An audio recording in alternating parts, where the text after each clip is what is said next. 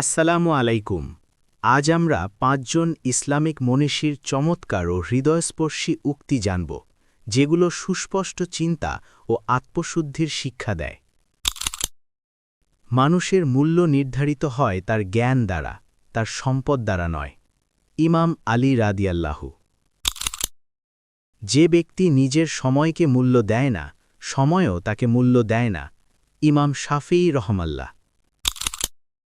যে নিজের নফসকে চিনতে পারে, সে তার রবকে চিনতে সক্ষম হয়। ইমাম গাজ্জালী রহমাল্লাহ। গুনাহের শাস্তি শুধু আখেরাতে নয়, বরং অন্তরের অশান্তিও তার একটি শাস্তি। ইবনে কাইয়েম আল জাউজিয়া রহমাল্লাহ। সত্যের পথে অল্প মানুষ থাকলেও সেই পথই অবলম্বন করো। ইমাম আহমদ ইবনে হাম্বাল রহমাল্লাহ।